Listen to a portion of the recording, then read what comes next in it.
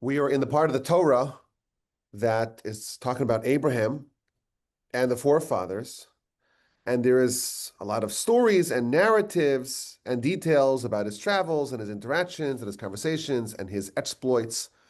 And of course, we're going to meet Isaac and Rebekah and Jacob and Esav and Jacob's children. Much of Genesis is centered around the founding family of our people.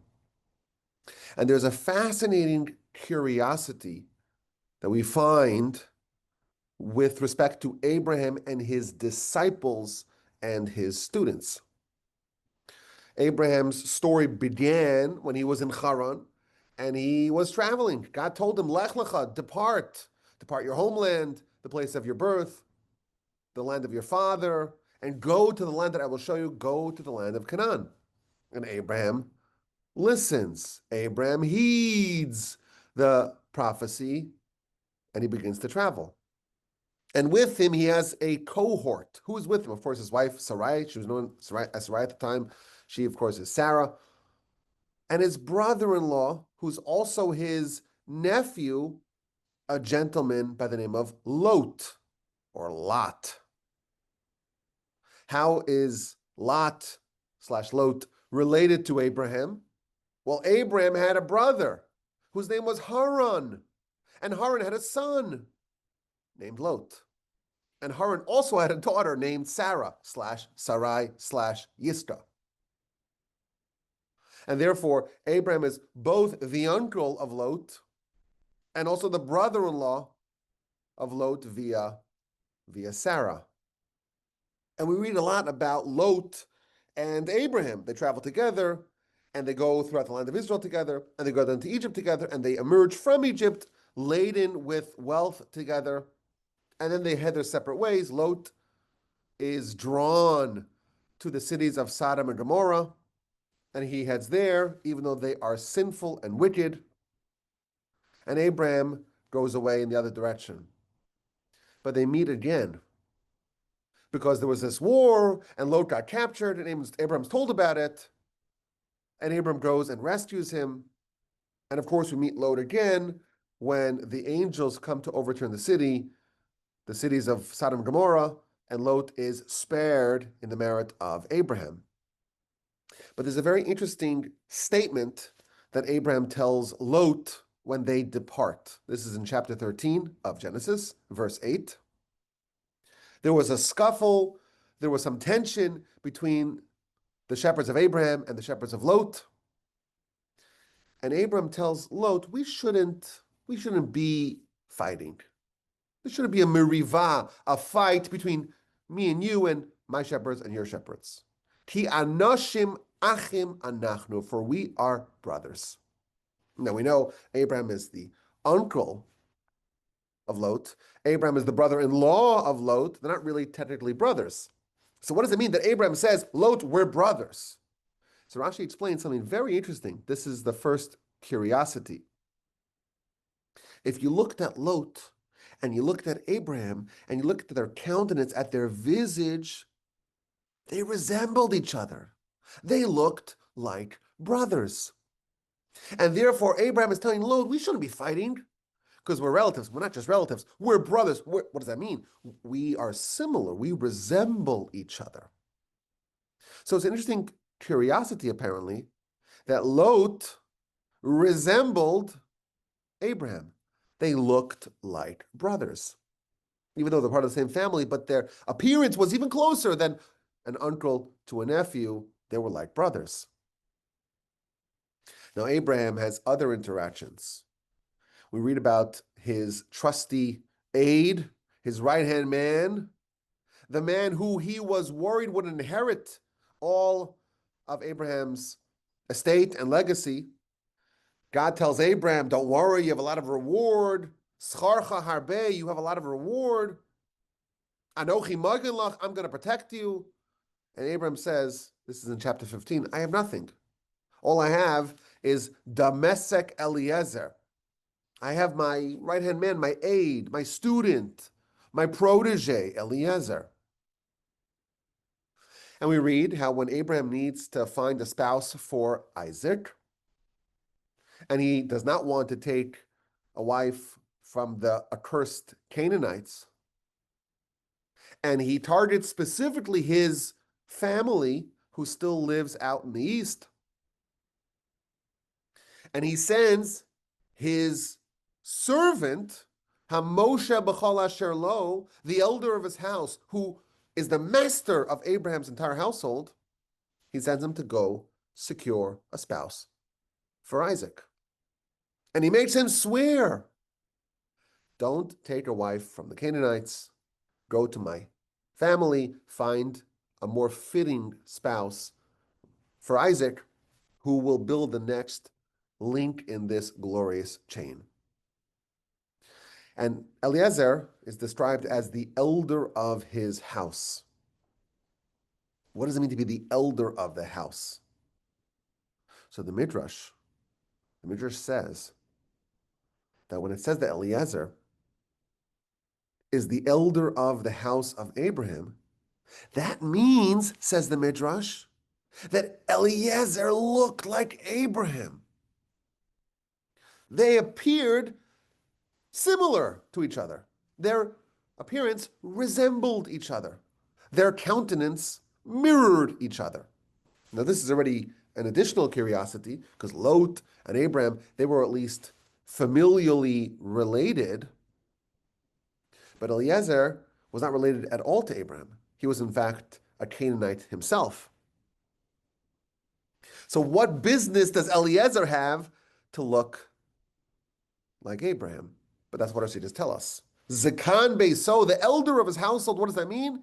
It means that they resembled each other. And finally, in Parshas Toldos, after Abraham passes, we read how the Torah is going to tell us the Toldos, the chronicles and the children of Isaac, Isaac, son of Abraham, Avraham, Holid es Yitzchak, Abraham begot Isaac. So Isaac, son of Abraham, Abraham begot Isaac. There's a redundancy there. If it's Isaac, son of Abraham, certainly Abraham begot Isaac. So what does it mean? What does it mean that the Torah is telling us these extra words? Yitzchak ben Avram, Isaac, son of Abraham, Avraham, Holid es Yitzchak, Abraham, he gave birth, he begot Isaac. So Rashi explains, based upon the words of our sages, that there were scoffers. The scoffers were mocking Isaac and Abraham. And they said, Abraham is not the real father. We need a paternity test here. Sarah and Abraham were married for 70 years and they had no children. And then Sarah spends one night with Avimelech. Remember, he kidnapped her. And suddenly she's pregnant. Oh, who's the dad? Who do you think the dad is? It's not Abraham. It's Avimelech. She was impregnated during that night. That's what the scoffers would say sardonically. And in order to dispel and quell the claims of the scoffers, God made Isaac into a spitting image of Abraham. And therefore, when it says Yitzchak ben Avram, Isaac, son of Abraham, everyone testified Abraham begot Isaac. There's no room to question this paternity. Abraham is undeniably the father of Isaac. The scoffers were silenced. Now, I said that there's a curiosity, but I have to be very careful. There are no curiosities in the Torah. There are no coincidences in the Torah. It's not just random. Oh, it happens to be that the Torah is telling us these extra verses to reveal to us something that we don't need to know. Our sages tell us that when the Torah tells us that two people resembled each other physically, it's not just saying, oh, I have a celebrity doppelganger. What it means is that the face is a reflection of the inside. In fact, the Hebrew word for face is panim, and the Hebrew word for inside is panim, which sounds very similar. It's not exactly the same word, panim and pinim, but it's spelled the same way. It's just slightly different vowels. And that's not a coincidence, because a person's face can reveal, if you know how to examine it, can reveal a lot about their essence. Sometimes when you see someone, you're like, this person's like an angry person. You can just see them. You just walk by them. You get a slight glance. I remember I was once in an Israeli cab, and we're being driven from the airport in Israel, and I was with my dad. I said, this guy drives like a maniac. Before we started driving, and this guy was driving like an old, aggressive, tough Israeli, and he was driving like a maniac. And I somehow I just saw it. I don't know if I have maybe I have a sixth sense. You all look so beautiful and talented and generous and delightful. But people's face reveal their essence. Their panim, their face, their countenance, their visage is a window into their panim, into their essence. When the Torah tells us that Abraham had three doppelgangers, had three people that resembled him. Lot, he's his nephew, but they're brothers. Eliezer, he's his aide, he's his student. He's the one who teaches Abraham's Torah. But he's Zikan Beiso, he's the elder of his house. Or just tells it means that they resembled each other. And Isaac was a spitting image of his father. That's not just a curiosity. That reveals that on a spiritual level, Abraham's fingerprints, Abraham's influence, Abraham's character, Abraham's values were present in these three people. These people did not just physically resemble Abraham, they embodied Abraham's character. My grandfather, blessed memory, he had a fascinating observation.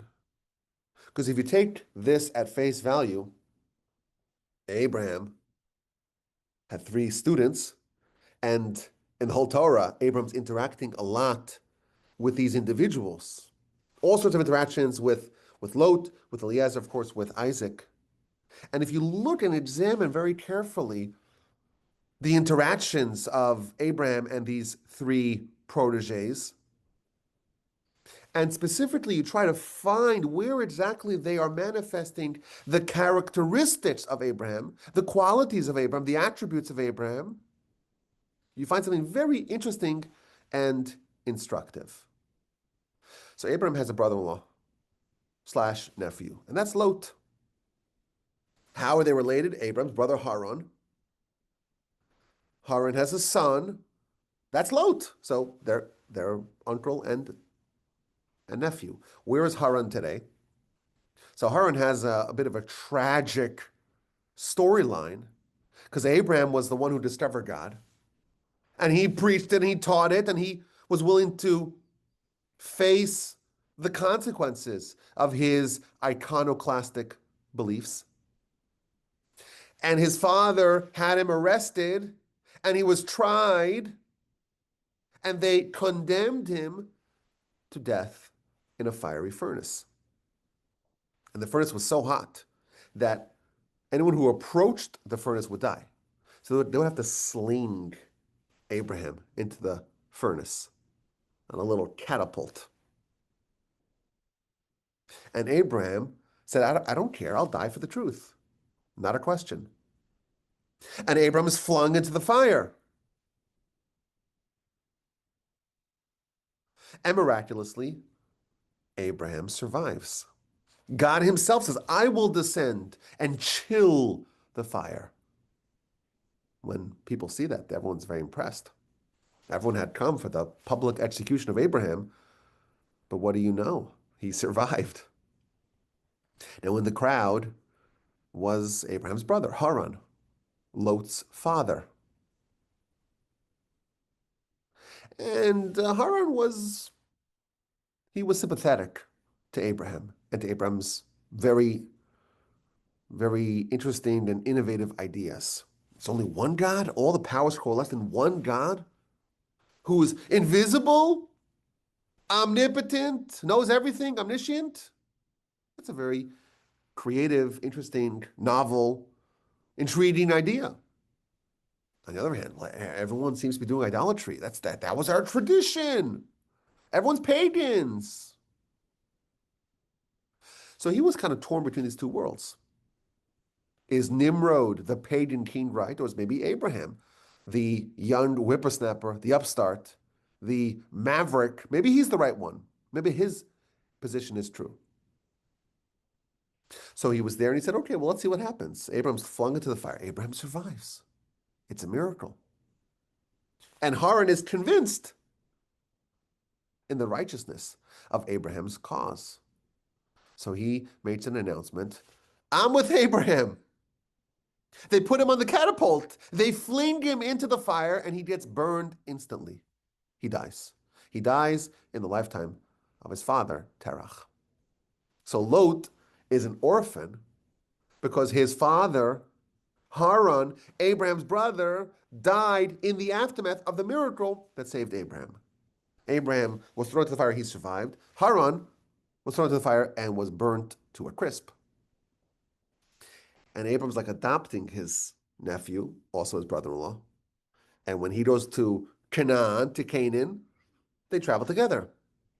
And then they travel throughout the land, and there's a famine. And Abram descends to Egypt, and Lot joins him. In Egypt, Abram is made very wealthy, as is Lot. And they have so much wealth that they're constantly jostling with each other. These two households are so big, they're bumping into each other. So Abram says, listen, we're brothers. We look the same. We're similar. I don't want to fight with you. We shouldn't be a fight between you and me, between our shepherds. You let's go separate ways. You go to the right, I go to the left. You go to the left, I go to the right. You get to choose. And he, of course, moves to Sodom, even though they were sinful and wicked. Now, chapter 14, there's a war. And Abram is told that Lot was kidnapped. And Abram undertakes a daring rescue mission, and he saves Lot. And he saves the kings of Sodom and Gomorrah. But Lot goes back to Sodom, goes back to Sodom. And Abraham, when he's told by God that those angels masquerading as men are going to overturn the cities of Sodom and Gomorrah, he starts to pray, oh, maybe there's 50 righteous people, maybe there's 45, maybe there's 40, maybe there's 30, 20, 10. He's unsuccessful in saving these cities. But Lot, his nephew, his brother-in-law, his doppelganger, is saved. The angels come to the city, and Lot does this incredible act of kindness, bakes the matzah. The whole mob of the whole city comes and congregates. We want to kill those people. And they're stricken with blindness. Very dramatic story. They pull them in. They want to break the door. Who's with you over here? Let's go. We got to hustle out of the city. Lot, his wife, his two daughters, who are single, flee from the city. His wife turns around, turns into a pillar of salt. Lot survives thanks to Abraham. Sodom and Gomorrah is destroyed. Lot, of course, doesn't go back to Sodom. He's too ashamed, our sages tell us, to rejoin Abraham. He's ashamed because of his poor choices, and in particular, because of the very scandalous event that happens in the cave with his two daughters. That's apparently the end of Lot's storyline in the Torah. Now, Abraham has a second doppelganger, Abraham's right-hand man, his confidant, Eliezer.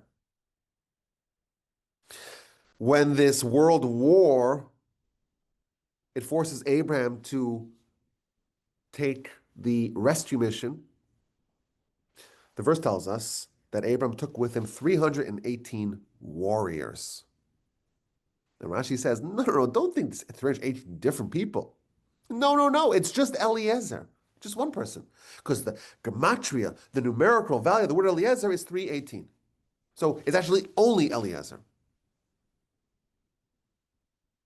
So Eliezer is who Abraham entrusts with that war. When Abraham is distraught that he has no children, he says, what can you give him? I'm childless. All I have is this person in charge of my household, Damesek Eliezer. Eliezer Damesek. What does it mean, Damesek?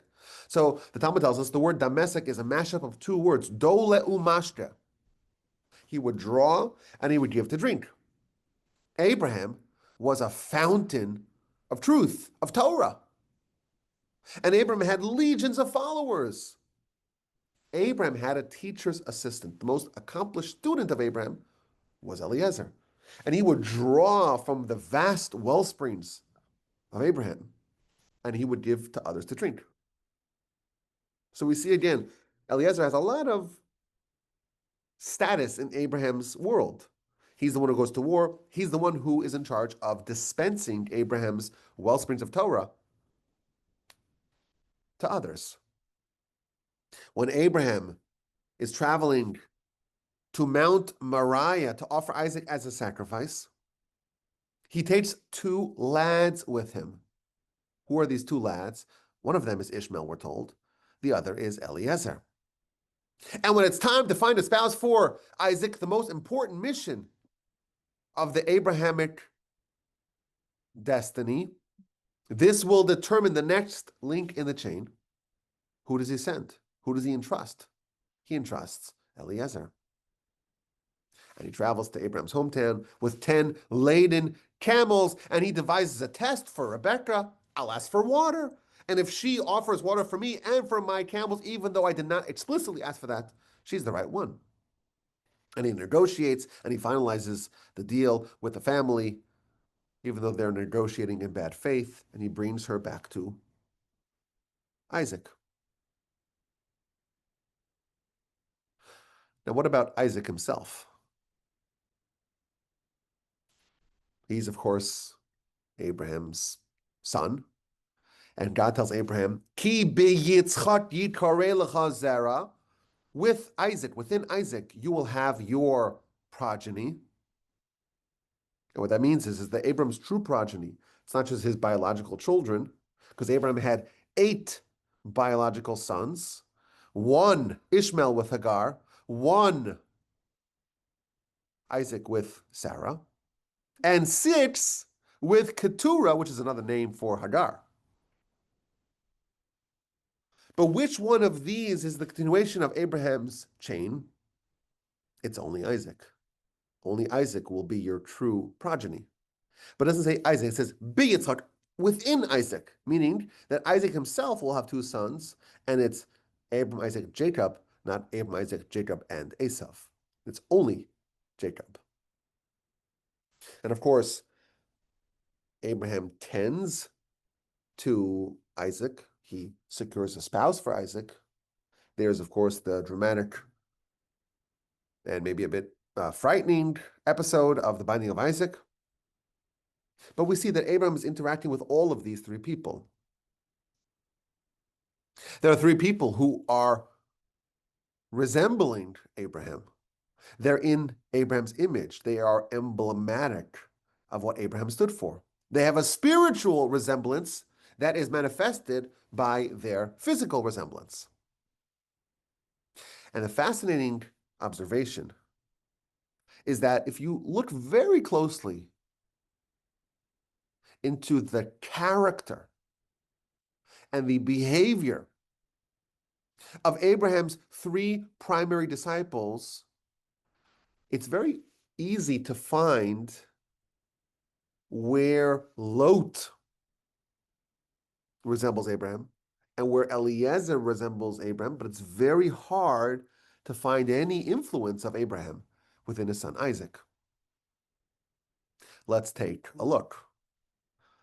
We have in Parshas Vayera, Abram has 3 travelers, and God appears to him, and he's 99 years old and 3 days removed from his circumcision, and it's so hot, and he wants guests, and finally the 3 guests appear, and he tells God, wait 1 second, and he rushes, and he hurries, and he is very much committing himself towards acting with kindness. He runs to get this incredible feast for his guests. He bows before them. He humbles himself before them. He insists that they join him. And he spreads out a lavish, sumptuous multi-course feast for them. Abraham is the paragon of kindness. Now, the very next chapter, these same people, meaning these same angels, travel to Sodom. And if you compare what Lot does, it's very similar. He behaves with exemplary and superlative and Abrahamic kindness and hospitality to the angels. He has apparently the same self-sacrifice to do hospitality as Abraham did. He's even willing to endanger himself. It's against the law. It's a crime to provide hospitality in Sodom. Lot does it nonetheless. It seems like Lot is channeling what he learned by Abraham. My grandfather, blessed memory, used to say that the reason why Lot moved to Sodom was because Abram's whole life was dedicated towards taking the pagans and the sinners and making them righteous. He said, I will do that. I will go to the lion's den and do that in Sodom. He too wanted to imbue the pagans and the sinners with faith. He viewed himself as Abraham's emissary, his representative in Sodom. So it's very easy for us to see how Lot, doppelganger one of Abraham, is influenced by Abraham. Now, Eliezer, he's trusted by Abraham completely. Abraham needs to find a spouse for Isaac. And the person he says, I trust you 100%, that's Eliezer. He's able to devise a test to determine who's the appropriate spouse to enter Abraham's household. He's the one who says, Eved Avram Anochi, I am the servant of Abraham. He is the emissary of Abraham. When Abraham needs to teach his Torah, there's one person who he trusts. He's the Dolo Mashti. He draws the waters from the wellsprings of Abraham and passes it on and gives to others to drink. Eliezer is a true pupil of Abraham. When you look at Isaac, we don't seem to find Abraham's fingerprints on Isaac. It seems like spiritually they're almost mismatched. Abraham, his chief attribute is that of kindness. Isaac is the opposite. His attribute is strict judgment. Kindness and judgment are two opposites on the spectrum. Yet somehow, when we need an heir for Isaac, for Abraham, the true successor above anyone else of Abraham is Isaac. When Eliezer accompanies Abraham and Isaac to the binding of Isaac, Abraham tells Eliezer, you stay here with the donkey. Me and Isaac, we're going to go up the mountain. You're kind of here with the donkey. You're on a much lower level. And the Midrash tells us when they arrive at the mountain, Abraham asked his travelers a question, do you see what I see? Who sees what I see? And Ishmael says, I see nothing. And Eliezer says, I see nothing. And Isaac says, I see what you see. I see the cloud hovering above the mountain.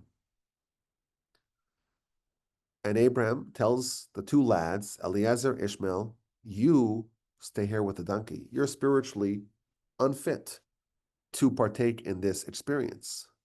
This is something that only Abraham and Isaac can partake in, can participate in. They, and only they, are on that same high level, on that pantheon. But how is it that Isaac resembles Abraham spiritually? He is on the same caliber of greatness as Abraham, but we don't see how Abraham's unique attributes and characteristics and Torah and methodologies are manifested in Isaac. So my grandfather, a blessed memory, used to say, very powerful idea, very instructive idea. There are three different types of disciples. There are three different types of students. Abraham had three primary disciples, Lot, Eliezer, and Isaac. These are the three different types of students. And when we examine these three, we learn about maybe the most basic, the lowest level of a student, and the higher level, and the absolute acme, the absolute highest level of being a student. One can argue that Lot was the greatest student of Abraham.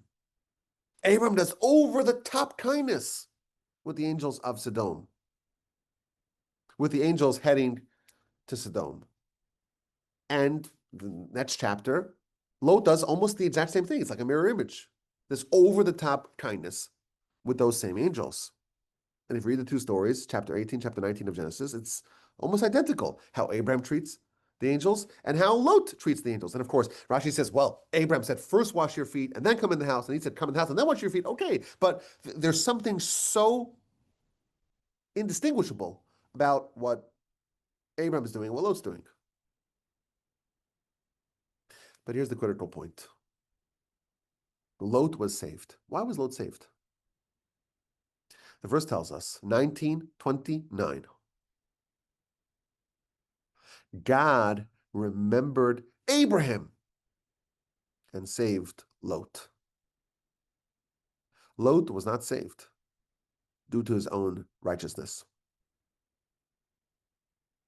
In fact, he was told not to turn around. Don't look at the devastation of these cities. You're not worthy to witness the downfall of the wicked because you're really guilty as they are.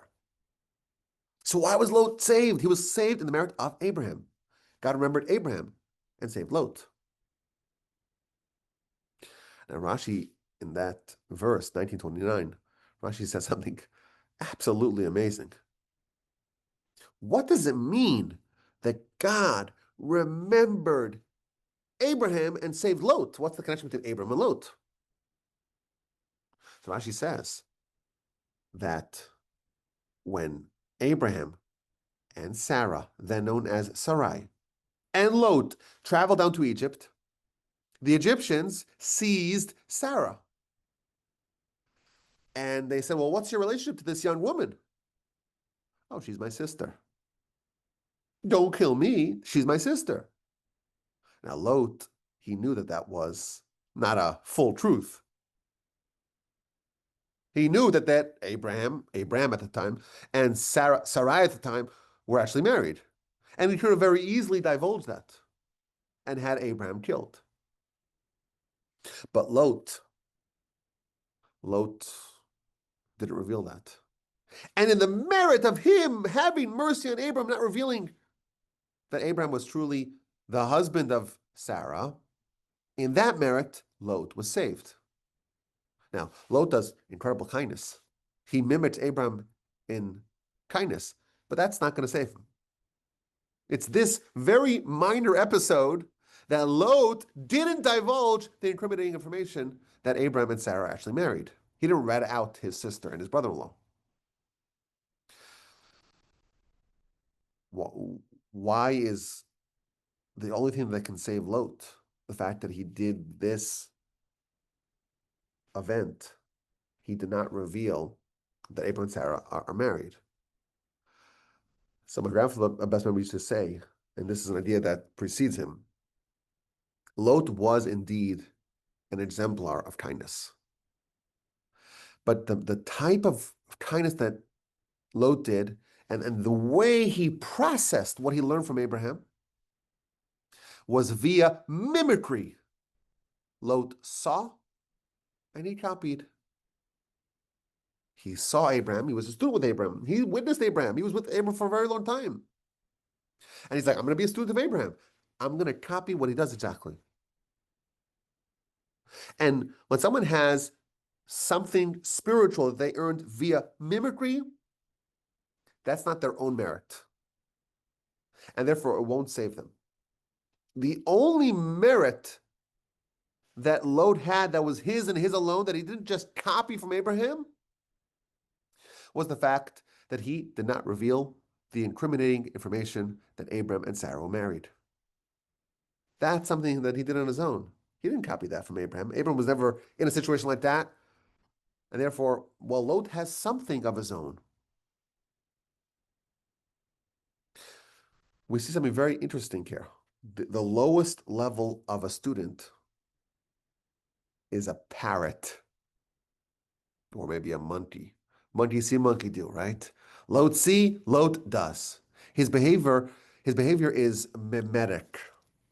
What he does is simply what he learned from Abraham, and he just copied. He just copied. Abraham is always running to do kindness with guests. I'm going to do the same thing. I'm going to run to do kindness with guests. But he didn't truly absorb and understand what Abraham's trying to do. And that's why he can actually behave in a warped fashion. When the mob surrounds his house, he goes out and says, take my two daughters, my two virgin daughters. You take them, do whatever you want to them. Don't touch my guests.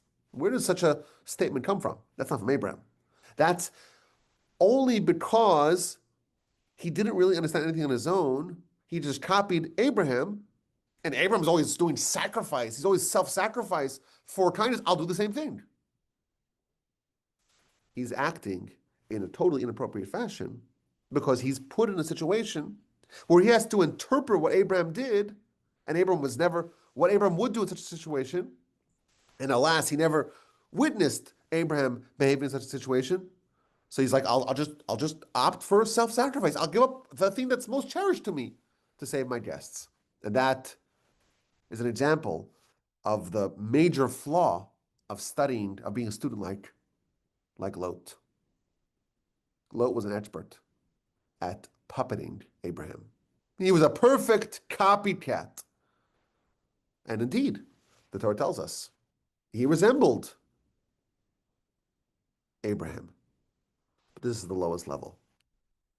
And I find it fascinating that Lot's father was Haran. And what's Haran's legacy? He had no personal conviction. He didn't earn anything on his own. He too copied Abraham. When Abraham was being flung into the fire, he's like, well, I don't know. Who's right? Is this Nimrod right? Are all the pagans right? Or maybe Abraham's right? I'll just wait and see. Abraham is flung into the fire. Fling me too. Copying. Mimicking. Haran mimicked Abraham. Lot is the son of Haran. He too is mimicking Abraham. He's influenced by Abraham. He resembles Abraham, but that's the lowest level. Eliezer, he's a more proper student of Abraham. When Abraham has to teach his Torah to others, what does he do? He appoints Eliezer. He's going to draw from the well springs of Abraham and teach it to others. Abraham was teaching his whole life. He would make platforms upon which he would preach and teach and inform and educate and argue and debate and persuade the pagans to adopt the Almighty God. And people followed him. Abraham, he used the tactic of kindness, of hospitality, to force people or to encourage people to open up their minds and accept the authority, the dominion of God. Abraham had tens of thousands of students. Who was teaching them? Who was the one who was able to adapt Abraham's Torah to every individual? That's Eliezer. Eliezer is not only a student of Abraham and Abraham's Torah, he was a purveyor of Abraham's Torah. Abraham would call out in the name of God. Eliezer would review and instruct all the students. Lot had a very hollow understanding of Abraham. He could maybe repeat verbatim what Abraham would say. He could copy, he could mimic Abraham, but his understanding was empty. Eliezer, he understood the principles of Abraham and Abraham's Torah, not just the surface words. And therefore, he could be the proper teacher. He could extend Abraham's Torah to others. He could rephrase it in a way that maybe someone will understand. He could draw from Abraham's Torah and give it to others to drink. his grasp of Abraham was so complete that Abraham says, I need to go find a wife for Isaac. I can appoint someone who is a perfect replica of me, who really understands what I stand for and what I'm looking for. He had such a keen understanding of Abraham. He knew precisely how to identify the right candidate to continue the legacy of Abraham. This is a very high level of a student. In the Talmud, we read about someone who, maybe coincidentally, I don't know, someone has the same name as Eliezer. Rabbi Eliezer ben Hyrcanus. This is thousands of years after the original Eliezer. Rabbi Eliezer, son of Hyrcanus. Talmud tells us he never said a Torah thought that he did not hear from his teacher. Never said a Torah thought. Talmud, Book of Yoma, 6d, 6b. He never said a Torah thought that he didn't hear from his teacher. That's one teaching. In a second teaching, we see something which seems contradictory. He gave novel thoughts and discourses, this is Rabbi Eliezer ben Hyrcanus, that no one ever heard previously. He's like the perfect student. He never taught anything that he didn't hear from his teachers, and somehow he's this incredibly innovative scholar who's always saying things which are novel and creative. Which is it? Rabbi Eliezer was like Eliezer. He so thoroughly absorbed the teachings of his master that he was able to perfectly apply those same principles to new areas where his master did not speak about. When Lot was in a situation that he never saw with Abraham, he was totally helpless. And I don't know what Abraham would do, because I don't know. Eliezer was placed in new situations, and because he absorbed the teachings of his teacher, of Abraham, so thoroughly, he was capable of projecting on a new situation what Abraham would do, what Abraham would want. That's the next level of student, where you absorb the teachings and you understand the principles and you're able to apply it in other situations. That's Eliezer. That's the second level of a student. But even Eliezer was not the ultimate protege of Abraham. For that, you need Isaac. Isaac is Abraham's spiritual successor and heir, not just because he was his child, because he was the best one to do it. And you look at his storyline, and you look at his characteristic, and you see nothing that you can attribute back to Abraham. We cannot point to how the provenance of Abraham's influence to Isaac. Abraham is totally kindness, and Isaac is totally strict judgment. They're opposites almost. But the truth is that Isaac was the best student of Abraham. They all three resembled Abraham. They all three resembled Abraham physically as well as spiritually. The three levels of a student. Lowest, the lowest level. He's just mimicry. And therefore, he's totally helpless when he's in a situation that he never saw Abraham behave in. Eliezer, he's almost like applied wisdom.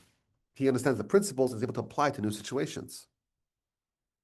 With Isaac, we don't see the manifestation of Abraham's character within him. And that's a feature, not a bug. Because Isaac was able to seamlessly integrate Abraham's Torah within himself.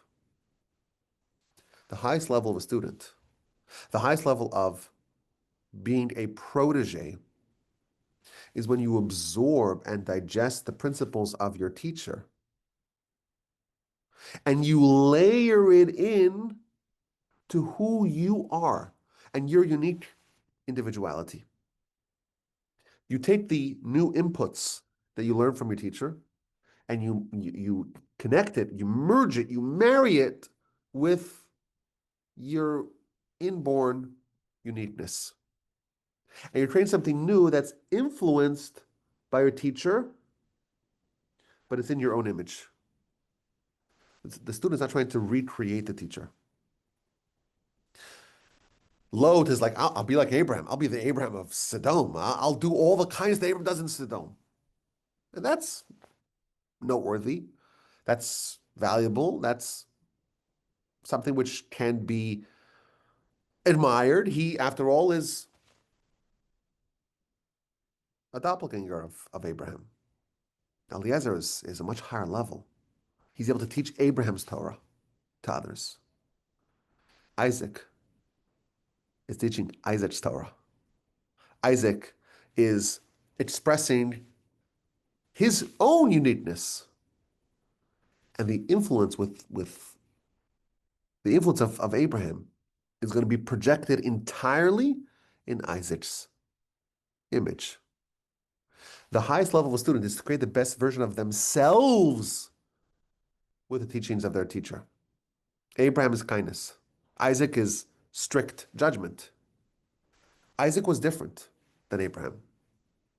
Isaac had a different role to play than Abraham did. But Isaac was the primary student of Abraham because he studied from Abraham and he assimilated all of Abraham's Torah while retaining his unique God-given identity. Isaac certainly could have mimicked Abraham like Lot. He certainly could have been the best teacher of Abraham's Torah, like Eliezer. But he's a greater student than everyone. He's the ultimate protege because he took Abraham's teacher and used it to make the best Isaac possible. Our sages observe that in the first blessing of the Amidah prayer, we say, "Blessed are you, Hashem, God of Abraham, God of Isaac, and God of Jacob." Now, there's some extra words there.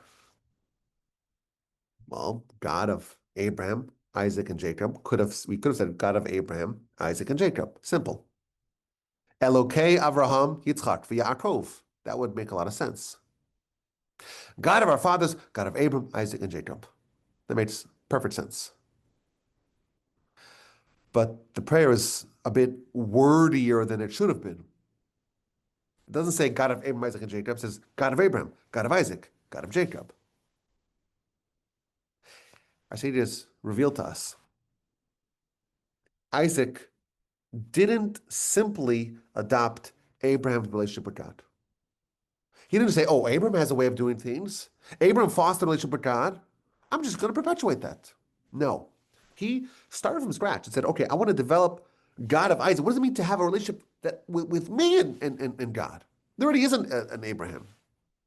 What does it mean to have God of Isaac? What does it mean to develop a unique relationship based upon who I am and based upon what Hashem, what the Almighty expects of me? God of Abraham is distinct from God of Isaac. Of course, it's the same God, but the relationship that Abraham fostered, Isaac didn't simply continue, he recreated it in his own image. God of Isaac, God of Jacob. Each one of our forefathers crafted a new relationship with the Almighty. Isaac, indeed, is the ultimate student. Precisely because Isaac's study under Abraham's tutelage produced something which is almost the opposite. Produced not a character of kindness like Abraham, even though certainly he did kindness, but his attribute was that of strict judgment. Our ultimate objective spiritually, of course, we need to learn lessons. We have to absorb Torah. We have to learn from our masters. But the ultimate objective is to develop our unique self. There already was an Abraham, and an Isaac, and a Jacob, and a Moshe, and a Rabbi Judah the Prince, and a Hillel, and a Rabbi Akiva, and so on, and a Rambam, and a Ramban, and a Rashi, and a Chavetz Chaim. Those roles were fulfilled already. Our objective is to develop ourselves. to make the best version of ourselves, to take all the teachings that we learn and to integrate it within ourselves, to make the best version of ourselves. Lot is he's a perfect mimic. It's not good enough. It's not. Eliezer played a very vital role. He taught the Torah of Abraham to others. The highest level is the recognition that you are unique, and something unique is expected of you. You're a once-in-history phenomenon. There has not and never will be another person with your exact set of skills and circumstances, and therefore the mind is expecting something unique from you. The highest level of a student is someone who understands this. And whatever you're going to learn, whatever you're going to absorb, you're going to layer that into who you are specifically. Man is a mini world, our sages tell us. When God ushers man into judgment, he will not ask, why were you not Abraham? He will ask, why you weren't the best you possible. And for that question, we don't have an answer if we didn't deliver. One of the great Hasidic masters has a line, a prayer along these lines. Master of the world, what can I ask of you? To become like, this is Rabbi Aaron of Karlin. He's the author of this prayer. To become like our forefather Abraham, you already had an Abraham.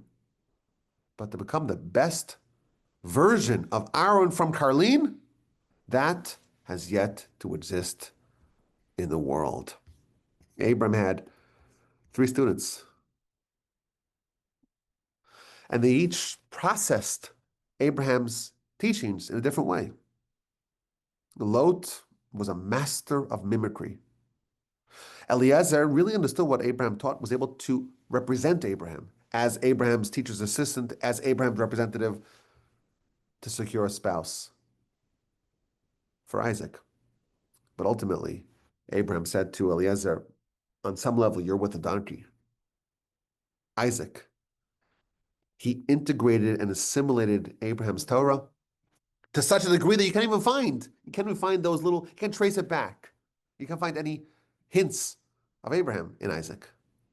And he was the greatest student, but he recreated Abraham's Torah in his own image. And that is the highest level of a student. And it's possible, this is just a suggestion, that maybe when we start off our journey, maybe it's appropriate to try to mimic. That's a legitimate form of a student to begin as Lot. That's fair. That's legitimate. And to progress from a Lot mimicker to someone like Eliezer, we really understand it and can apply it to other situations.